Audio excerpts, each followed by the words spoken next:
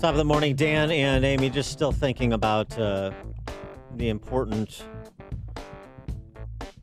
of Jim Acosta in the modern context. I mean, you know, he's sort of the Nathan Hale, Patrick Henry of our time.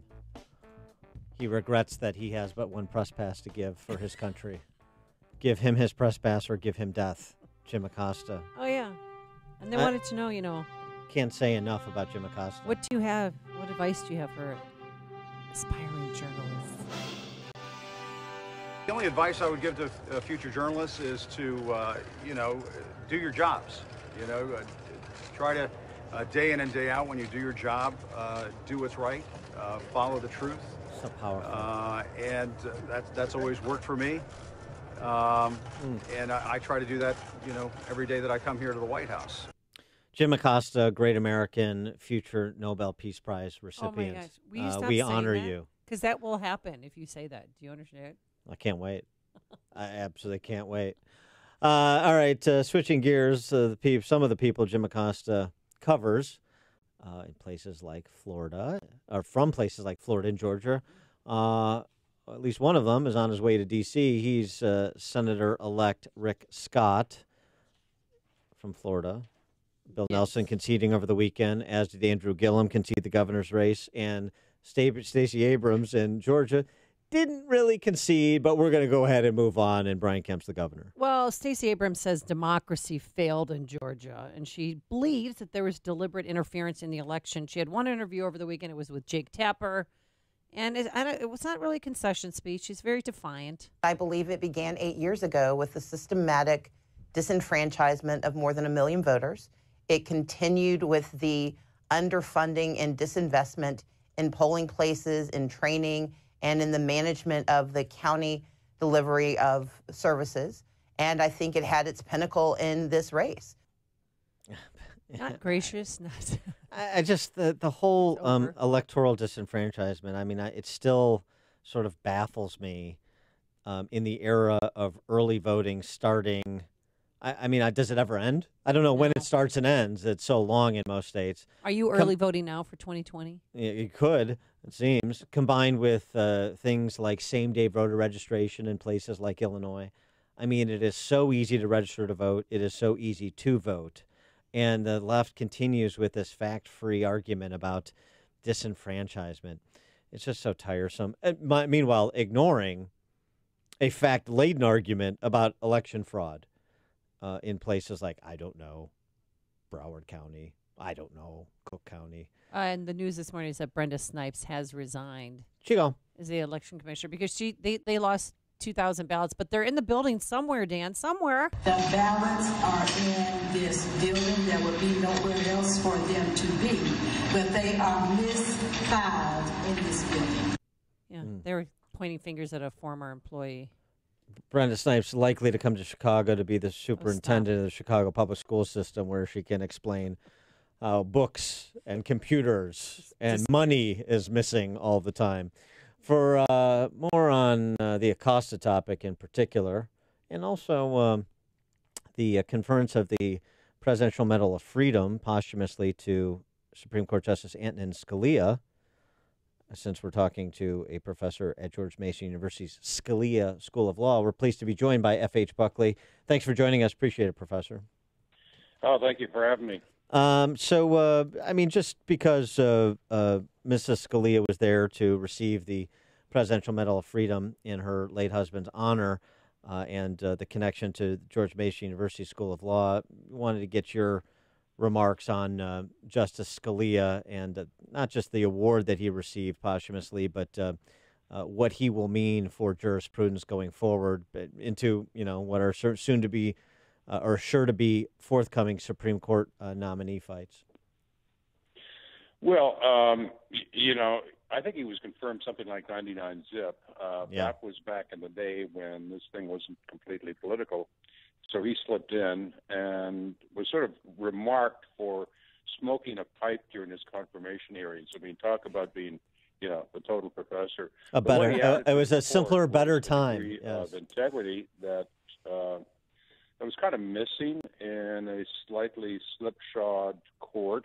And I and really an intelligence and a good humor. I mean, it says a lot to the guy that he became good friends with the liberals on the court, like Ruth Bader Ginsburg. They admired his intelligence and his wit and the fact that he just stood for principles. And they shared an interest. Well, he and Ruth Bader Ginsburg shared an interest in the opera too, if I recall. Yeah. So he's the namesake of our law school now. It's Scalia School of Law as of a couple of years back. And we're proud of the association. Did you ever have a chance to meet the man? Yeah, I did. And, I just love the guy because I could bum cigarettes from him. And potentially a pipe. Yeah. All right, so to more salient topics of the day, the temporary restraining order reinstating Jim Acosta's press pass to the White House press corps. This to listen to the D.C. press corps cover it, we've got a constitutional crisis on our hands. What's your take? Oh, I mean, talk about ridiculous. I mean, the standard of the court was, wait, Acosta was banned for what? Right? Meanwhile, like every American who had seen the TV clip knew he was banned because he was a complete jerk and he brushed aside the hand of a lady. I mean, he was not a gentleman, to put it mildly.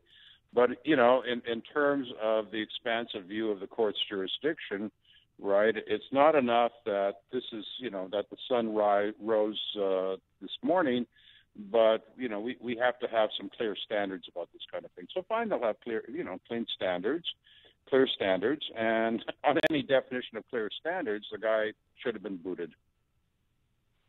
Really? Well, also there's a word this morning that the White House is going to revoke this temporary restraining order, take his press pass back at the end of the month. Do you think it's good for President Trump to keep this cat and mouse game going on with Jim Acosta and CNN? Yeah, something, press conferences are the press conferences of the president. They're not the press conference of Jim Acosta. I mean, don't tell him that. I guess he seems to think that he's entitled to dominate what's going on, and of course he's not. He's a reporter. He's not the star of the show. Of course, reporters many times kind of tend to forget that. But, the idea is we can ask questions. The president can ask questions of whomever he wants, and when it's over, it's over. And when he wants to move on, he moves on. So, that's the way it's basically always been. I mean, I recall, by the way, when Obama got very hissy about a conservative who wanted to ask him a question, right? And of course, at that point, all of the left-wing press just dumped on this reporter from, some basically right-wing blog or whatever. So, we moved on from a stage where any kind of a question, probing question thrown at, good King Obama is presumptively tyranny, at least, to a case where, all the right lies with the press and it's fair game if you go after Trump. So that's just silly. I mean, we need some regular order for these kinds of things. So, I think the proper thing is, sure, if Acosta comes back, fine. Just don't call on him. Call on somebody else from CNN. Wanted to get your take on acting Attorney General Matt Whitaker. The president gave him a vote of confidence in an interview with Chris Wallace yesterday, saying that he's not going to interfere in Whitaker's oversight of the Mueller investigation. In addition, that he's turned in is going to turn in this week his homework from Mueller, written answers to the questions that he posed. But is there any problem with Whitaker in the acting AG spot, sans Senate confirmation, and overseeing the Mueller investigation, even though he's made pronouncements previous to his appointment that were skeptical of the substance of the investigation? Yeah, something, a whole bunch of people are skeptical of that investigation, and we would like to see Mueller get on with it. I'm kind of the odd guy out here because I'm about the only person I know who doesn't see bad faith in anyone. And, I think Mueller is basically doing what lawyers do, which is, go really, really slow and examine what's under every kind of pet rock out there.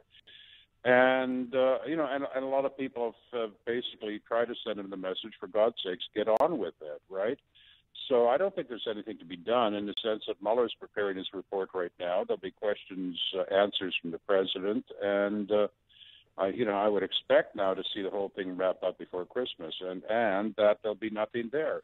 And if you were advising the president and Mueller wanted to press on getting a sit-down with the president, would you advise the president to reject that overture or fight a subpoena? Oh, in terms of sitting down with Mueller, no, I don't think that's appropriate, and I don't think that's the direction in which things are heading. I mean, if Mueller has submitted questions and Trump is answering the questions in a written form, that seems to be acknowledgement on both sides that that's basically appropriate, and that's all that's going to happen. And Trump himself has said, "I have no plans to fire Mueller." I mean, but you don't talk.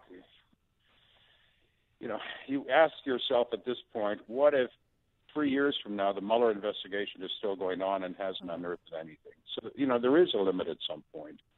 So any suggestion that the president can't rein in Mueller is totally inappropriate.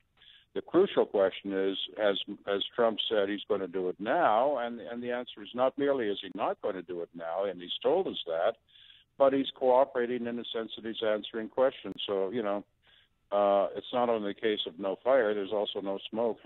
All right. He is F.H. Buckley. He is a law professor at George Mason University Scalia School of Law. Professor Buckley, thanks for joining us. Appreciate it. Thank you so much. And he joined us on our turnkey.pro answer line.